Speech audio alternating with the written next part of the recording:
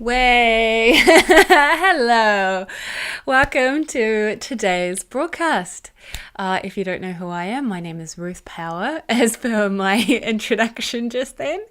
I don't know if I'm feeling maybe I'm going to change that. So I've been playing that as my intro for a little while, and it's pretty rock and roll, but I don't know. Maybe it's maybe it's too much. But welcome to this broadcast. I'm trying to reserve my energy today. I'm tiny little bit lackluster to usual because I've been sick this past week, and I'm just getting over COVID, in fact. So, yeah, I really wanted to come live today because I missed out last week because I was really not up to it, but I wanted to make sure that we were checking in this week, and because we've got so many awesome things to talk about,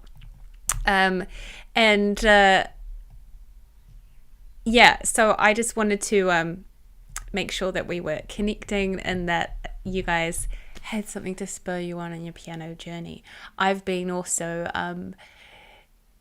been ill, been in bed for watching a lot of Netflix and spending a lot of time just chilling and thinking, I've been thinking about my own piano play and how I need to play more. So I'm challenging myself to learn more songs, in fact, learn more cover songs. And I wanted to play you the one I'm working on today, but it's not quite ready. So I will do that in a separate video that I will release probably next week. But just so you know, I'm not doing a performance of a cover song today, but it is something that I really do love to do. So everything I'm talking about today is based on experience of mine, essentially, and a bit of research, because I always like to look at what other people are doing as well and make sure that my opinions are grounded in, the general consensus. So that's what we're going to talk about today: how to create a cover song that people actually want to listen to, that people will actually be impressed by. Now, if you're wondering, I don't actually want to play this for anyone and I don't care if anyone listens to it, then that's great. These tips are still going to help you create a cover song that you yourself can be satisfied with, because there is a certain joy to creating your own version of a song that you know and love, rather than a replication. And in fact, along those lines, I did do a poll in our Facebook group called Let's Talk Piano. If you're watching this today and you're not in the group, by all means go and join in. But I did a poll this week about what the people in that group thought about cover songs, what they thought was the most important thing. And I wasn't sure what the outcome was going to be, but I'm glad to say that it was exactly what my personal opinion of cover songs was echoed by the majority answer. So the poll that I asked was, do we prefer cover songs to be as close to the original as possible without much deviation, or is similar to the original but has unique differences, or completely different to the original in every way possible, but with obviously those some recognizable elements? And my personal preference, and the majority of the group on Facebook's personal preference, was that we like it to be very similar but with something unique about it. And I definitely feel that way as well. But sometimes I veer into, just to challenge myself, into like completely different versions as well. But just so you know off the bat today, that's generally the consensus when we are looking at cover songs that we find. Perhaps we find YouTube videos of them, or we hear them, recordings of them on Spotify. Our favorite covers in general are ones that are very similar but have something very unique. So let's just hold that in the front of our mind as we go through these points today. I have 6 different points that I'm going to make about what makes a good cover song, and essentially what you're going to want to consider when you're creating your own. Before we get into that, I do want to shout out into the comments to see who we've got here, because of course this is a live stream and I love to see you guys chatting. Mike is here, hasn't really got a favorite cover song, but good covers of Beatles songs. Yeah, do you know what? It's funny because you stole that right out of my brain. I've been thinking about doing some Beatles covers. It's something I've never actually really done. I tend to choose cover songs by usually it's like my favorite 80s songs, maybe 70s. But I haven't really gotten much into sort of the 60s songs. So in terms of making my own covers. So that's something that I want to get onto, because I think that's a really good idea. They're just ripe for creating your own versions, because there's something about them that's simplistic on the surface level. So there's a lot of room to be able to make your own version. Joseph says, hi, glad to see you back. Good to see you guys here as well. I missed it. I missed you. Last week, yeah, it was just not that fun. I'll be honest. And I didn't even have one of the bad versions of COVID as far as I'm aware. But yeah, I wouldn't recommend it. Les is here. Thank you so much for turning up. And hey, anyone else that's watching either live or on the replay, be sure to say hello, because I'm checking back on these videos and making sure that I like to make sure that I reply to everyone's comments. So even if you're watching on the replay, I will still see your comments. So let me know what your favorite cover song is. Jazz cover would be good. Totally, of like a Beatles song. That'd be so cool. I'd love to do that. So let's get into our points for today. So the first point that I want to bring up about making a good cover song is song choice. So as I mentioned, I'm thinking about doing a Beatles song, and I shared with you my reasoning for that. The song choice is quite important for a number of different reasons. Essentially, what we were talking about before, about a good cover being similar but having some points of difference. The best way to set yourself up for that point of difference is in your song choice. You can choose a song that the original that most people know, that's popular, that you're going to be doing a cover of.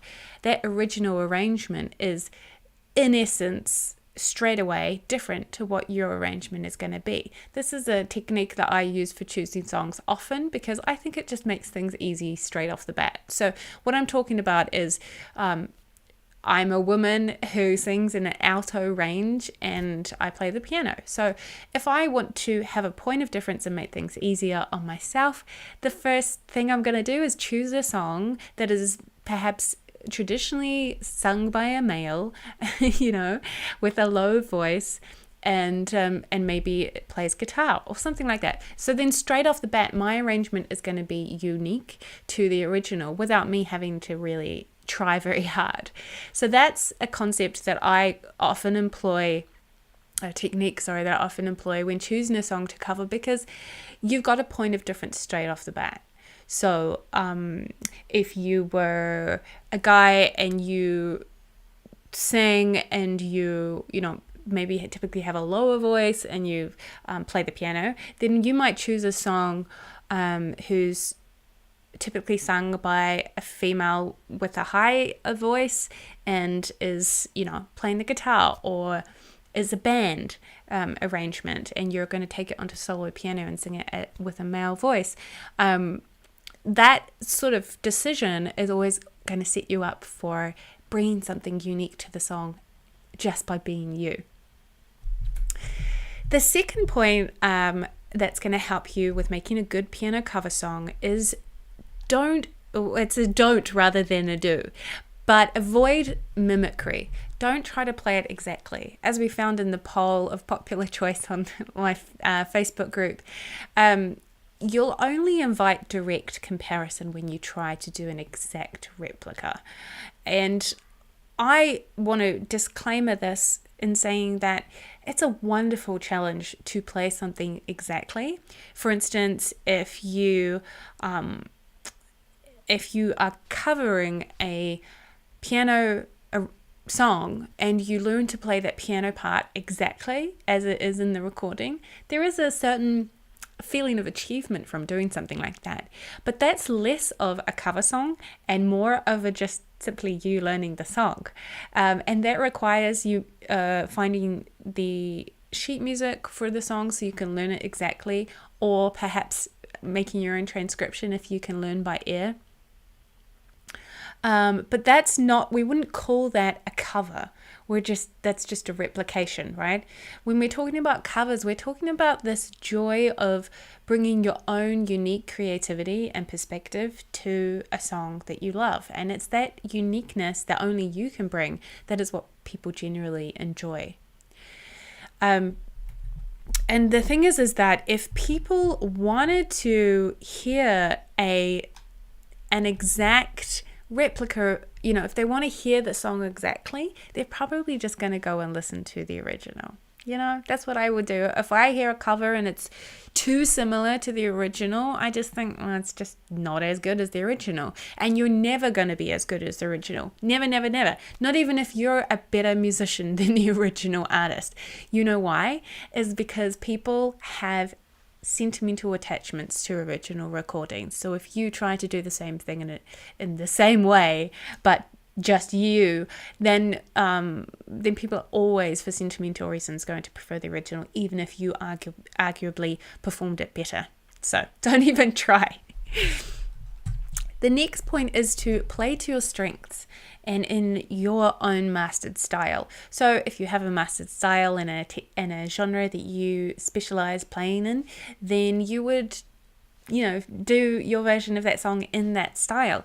If you haven't yet developed your own signature style on the piano, then this could mean simply just choosing the song to be in a key that's for a comfortable range in your voice.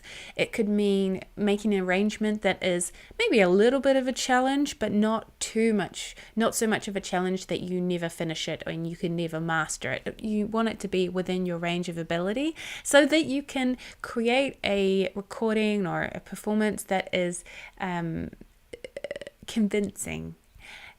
So convincing doesn't necessarily mean incredible or just wow factor. Convincing, you don't have to impress everyone with how you are the best pianist in the world, or it's a better technical cover than anyone's ever seen. No, people aren't looking for that. Being convincing is just being able to play what you are playing with full belief, I guess, not belief, conviction. So if you are playing something and it's a little bit out of your range, and you're not able to convincingly play it, well and without mistakes, then that will come across to the listener, will pick up on your sort of nervousness or your sort of fingers crossed, I hope I get it right this time sort of attitude. So we want to make sure that the arrangement that you're creating is within your range of ability. So that's playing to your strengths. Also, that comes into things like, as I said, your vocal range.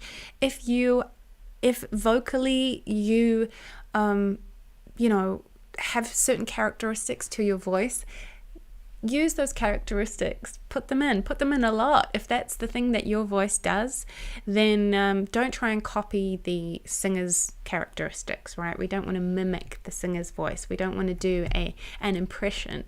So make sure that you're putting a lot of the thing that makes your voice special, because that's what's going to make it more attractive to listeners. So our next point is to bring something new. Now, this could be anything, as I said. It could be in the mere fact that you are singing with a male voice as opposed to a female voice, or you're playing piano instead of guitar, or it could be more stylistic. You could strip back the arrangement of the song. It could be a busier arrangement that you're going to make simple. It could be the other way around. It could be a simple recording in the original and you're going to add more flourishes to it. It could be a genre choice. So, if the original, as Les said, jazz cover would be good. If the original is a folk song or a rock song or a pop song and you're going to make a jazz interpretation of that, that's a really great way to add a point of difference. Even just your delivery, it could be traditionally a quiet samba song, but you might feel like the song could send a similar message, but in a more angry tone, and therefore you might play more heavily on the piano and sing with more gusto. You can interpret the song as well as in really any way that you want. You can remix, you can change the structure around of the song. Lots of different little things you can do to add value to your interpretation. Now, what I do want to say though is the next point becomes very important to consider, which is to honor the original. This is probably one of the more important aspects of making a cover song. Sometimes sometimes people can do cover songs and they put in their points of difference and they take it so far that it strays so far from the original that, as I mentioned, the one that no one voted for in the poll that I did was that it's completely different to the original and virtually unrecognizable, right? But with a couple of, maybe some melody points that make it recognizable as that song. But when you stray so far from the original that there's no respect in it for the original songwriter, that is something we really want to make sure that we are not going into, because you're going to, disrupt the fans. Obviously, anyone that's a fan of the original is not necessarily going to like your version. And so then that becomes like what's the point in covering the song, right? And when I do a cover song that I might perform live or do or release on a YouTube video or something like that, I'm thinking about, okay, straight up, I want fans of this artist to like my cover version. So in doing, you sort of have to pay a respect to the original songwriter in some way. And how do you do that? That becomes, there are certain things that I think that you shouldn't change. For instance, the lyrics. Generally, I don't believe that you should change lyrics unless, it's a tweak of a perspective, perhaps. Maybe you change the song from I to you, and sometimes that can be a really poignant way of interpreting the song yourself. So you're changing the perspective of who's singing the song. You can change it from singular to plural, that might make the song interesting because you're taking it from talking to one person directly to talking to a lot of people, or, little differences like that in lyrics, I think, can be interesting. But literally changing, the story of the song, or changing the language, I mean language in terms of like how the story is told, not language in terms of like if you were going to translate it to a different language entirely. I think there's totally scope for that. But you're taking it away from the original story, and that it's, if you've tried songwriting, crafting lyrics is a really difficult thing to do and a difficult thing to do well. And I think if you're going to throw around alterations to lyrics, you should be very careful about it, because the reason it's probably a popular song is probably because the lyrics are so well crafted. So just don't even go near it. And if it's a song that doesn't have lyrics, then, and it's just purely musical instrumental song, then respecting the original could be about having some portions of the song that are an exact replica. So you might choose to arrange the verses so that they are quite different and have your own unique style, but then you might, just to make sure that you are paying respect or homage to the original, keep the choruses pretty standard. And so there's ways that you can make sure that you are including the original arrangement, to say essentially that I am covering the song because I love the original so much and because I think it's such a brilliant song.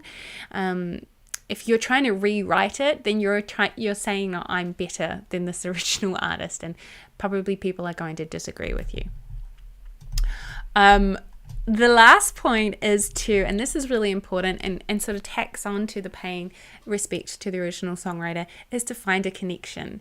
One of the primary ways I feel that cover songs fall short is when there's no meaning behind it, when it feels like the artist who is interpreting the song is not paying any respect to the original songwriter, is not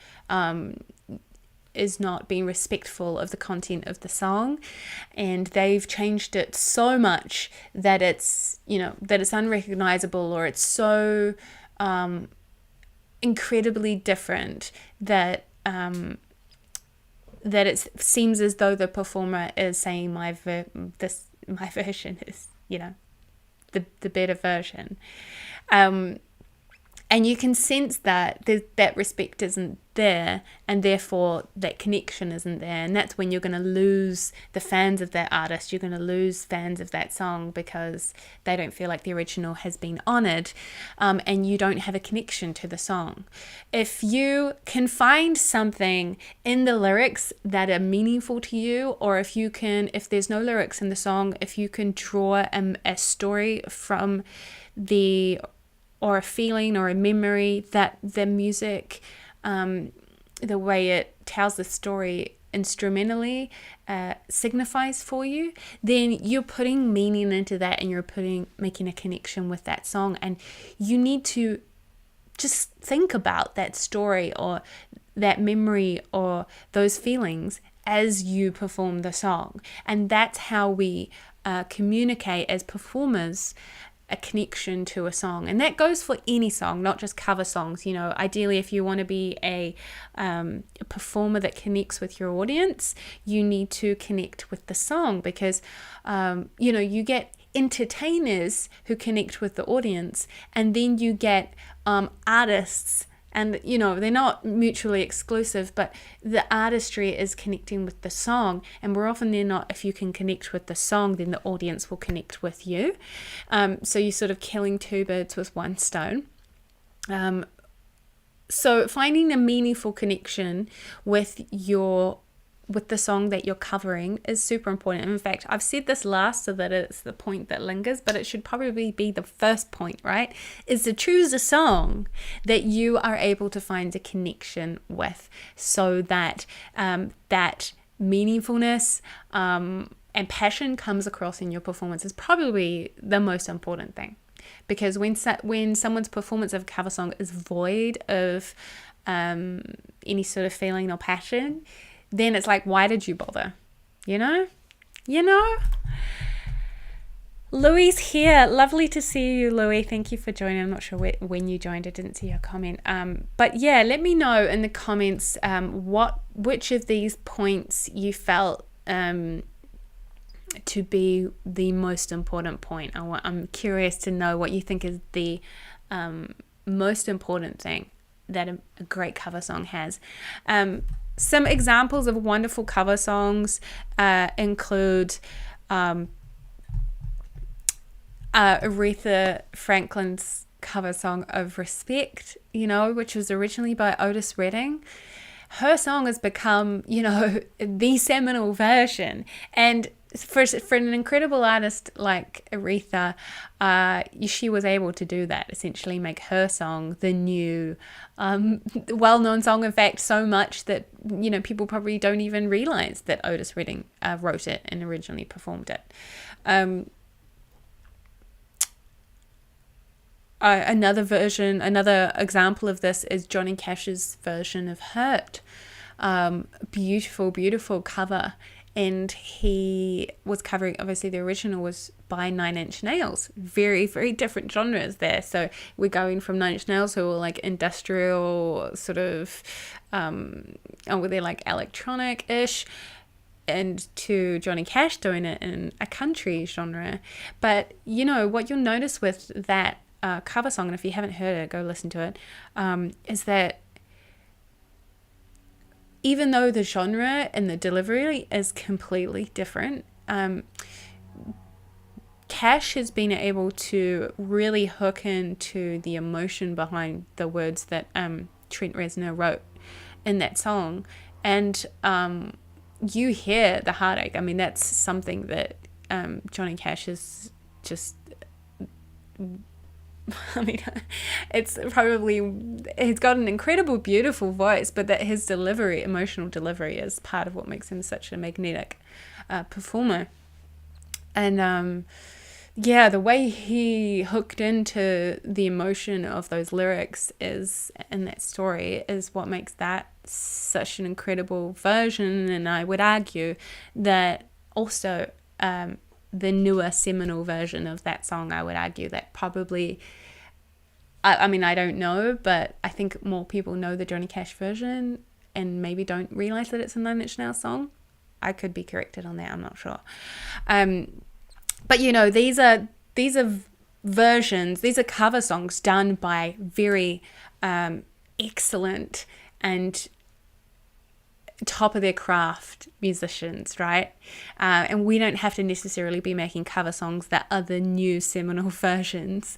That takes a really experienced artist and a certain amount of popularity to be able to do. But in my opinion, the cover songs that make impact, even just on a normal person level, just a normal person performing in a gig or releasing a YouTube cover songs, the ones that make an impact on people are the ones that pleasantly surprise us with something different. When we can delight even the most avid fan of the original, then we have something that's really worthwhile. And that can be through being convincing either in your technical ability, your prowess, the way you make the arrangement, or even with a simplistic arrangement, it can be convincing through the passion that you have for the meaning behind the song. And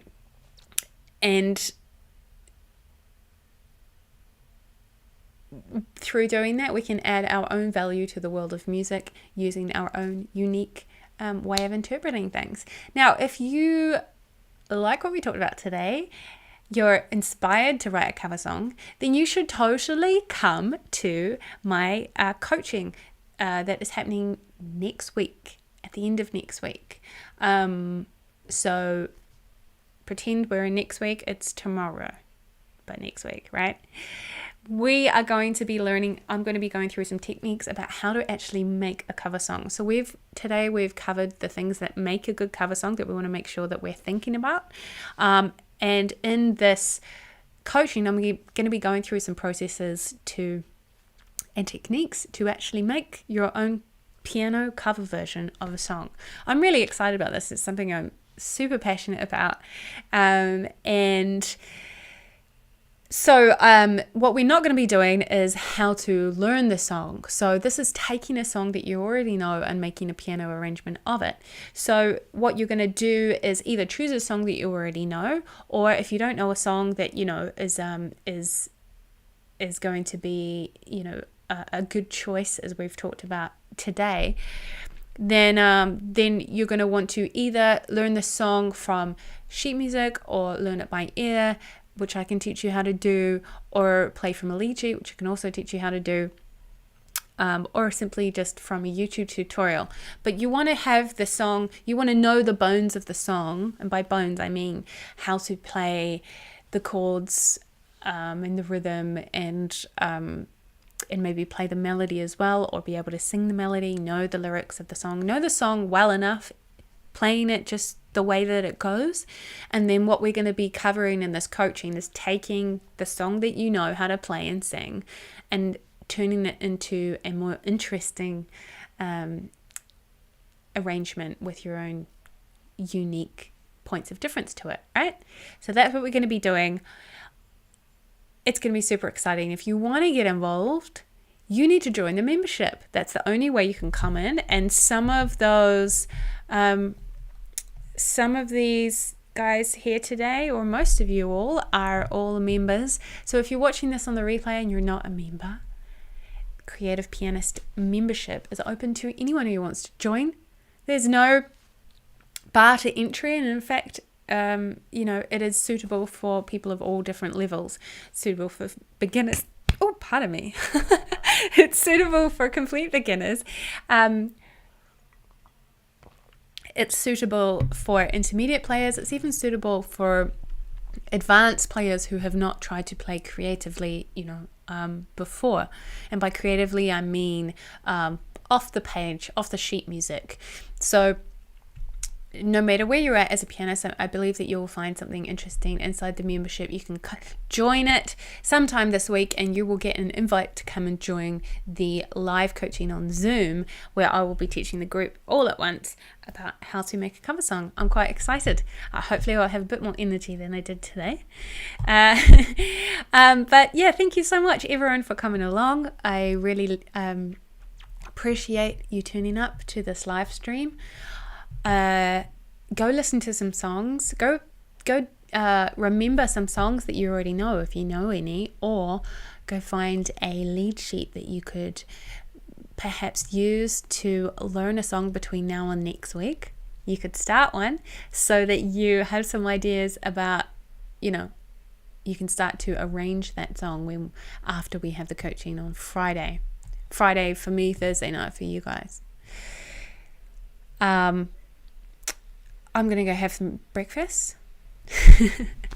I hope you guys have a wonderful week. Remember to play it like you mean it. And oh goodness, I forgot to bring I was talking about the coaching, and I forgot to bring up my slides. So that it's called Making a Piano Cover, and that's the link there if you want to join the Creative Pianist membership. Please do. There's so much in there. You get access to all of my courses, which are, self-study. So you get to do that in your own time and access the lessons whenever you want to. And then, of course, every month I have the coachings like this one here. We have a different topic every month, and that's usually either live or mixed format. So keep things interesting. So that's how you join the membership. The other thing I just want to quickly say for you guys is that if you want to, if you're a complete beginner and you're not in the membership yet, but you want to, this is open to all of you guys can come, but this is, I'm mainly doing this to invite new beginner pianists into the world of Piano Picnic. If you're curious about what I do and you're interested in unlocking your potential as a creative pianist, then please come along to my free seminar or free workshop, whatever word you prefer to use. But I'm going to be going through a roadmap of how to become a creative pianist. So the steps that you need to take, the things that you need to learn. I'm going to be giving you a free downloadable checklist that you can go through. And essentially this is because I found that a lot of people desire to play the piano freely or naturally, but there's no plan, there's no learning path for those people. When you do traditional piano, grade 1, grade 2, grade 3, grade 4, it's all laid out for you. You know exactly how it happens, and you'll learn specific things in order to pass those exams. In creative piano, it's sort of more like just this open, field, and you don't know what you're supposed to learn and when. How do you do it? How do you start? How do you even start if you don't know anything? When you need to learn the piano fundamentals and your theory fundamentals, but you also want to be a creative pianist, do you have to do all the strict traditional stuff, like learn how to read sheet music and, and perfect technique and play all your scales and chords and arpeggios, etc., and all the repertoire, classical repertoire, before you're allowed to become a creative pianist? Is that a thing? Hint. No. But so I'm going to be going through unlocking all of this information that I just think should be out there. I don't think it should be a mystery for people. There's people like me who have been on this journey and know exactly what you need to do, and I don't think that there's any use in keeping that a secret. So come along to the workshop and you will find out. So that's the URL, mypianopicnic.com, my.pianopicnic.com/unlock your potential. I'll put it in the description as this video later. That is happening in a few weeks' time, so we've got a bit of time, but you will need to register. Even if you're already on my email list, you'll need to register for this one. So yeah, that's all. I hope you have a wonderful week. Remember to play it like you mean it, and I will see you later. Bye. Play it like you mean it. Play it like you mean it. Play it like you mean it. Play it like you mean it. Play it like you mean it. Play it like you mean it. Play it like you mean it. And I'll see you next time.